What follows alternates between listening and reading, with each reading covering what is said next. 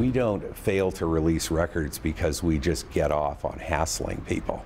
We fail to release records because the law tells us it's against the law for us to release records. Jeff Wilson is general counsel for the Colorado Municipal League, an association that represents cities across the state and lobbies for city issues. We're not doing this out of sport.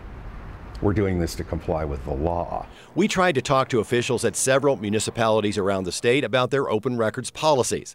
All but Aspen refused an on-camera interview. Why do you think that so many government officials have refused to talk about open records? I think doing media interviews on this particular topic is difficult. So we asked Wilson to explain municipalities' perspective. There may be concern that a true objective story is impossible, that any story on this topic is going to morph into an editorial piece. And I was concerned. What made you sit down? Because I think we've got a good story to tell. I think that this issue isn't as simple. Most things are simpler the less you know about them. And I wanted to share the perspective of municipalities. We particularly wanted to talk with someone in Denver's safety department for this program, since over the past decade, the city has been aggressive in refusing records. So aggressive that the city has repeatedly been held accountable in court for withholding those records. I'm Kelly Grabon with Channel 7. Former Supreme Court Justice Alex Martinez, who once headed the court's Public Access Committee and is now Denver's manager of safety, touts his transparency on the city's website. Not the time and place. But despite multiple requests, he refused to sit down with us to discuss his records policy. So this summer, we met him after the State of the City speech in Denver. I want to talk to you about your office's transparency. Martinez said he would sit down at another time. If you want to talk about open records, you want to talk about the balance of privacy interest and public interest, happy to do that. But when we asked his spokesperson for an interview after the speech, she refused, sending this email.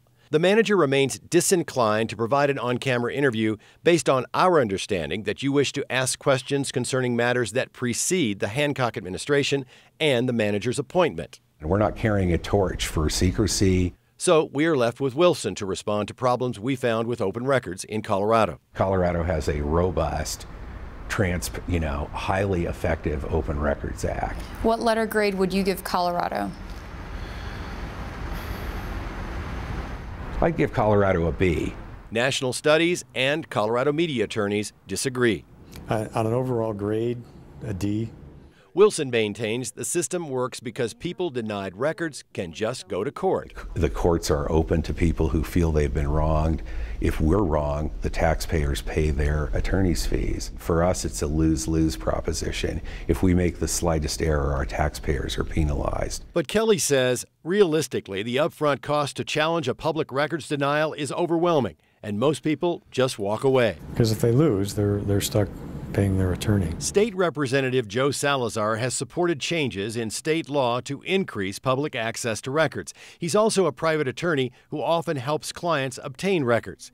He says he regularly sees government agencies charge more than the actual cost of requests. Something that I thought would be around $100 ended up being nearly $1,000, and that was the estimated cost. Salazar says cities ask the requester to reimburse the salaries of highly paid employees when in fact the work of pulling records will or could be done by lower-level clerks. From what the job descriptions that I received, they were earning anywhere between $17 to $10 less than what the $35 an hour, the standard rate of the $35 an hour. Wilson concedes that if this is happening, it's wrong, but says the estimates cities provide should spell out the actual costs. The question for me is not the amount of the fee, but is the fee justified?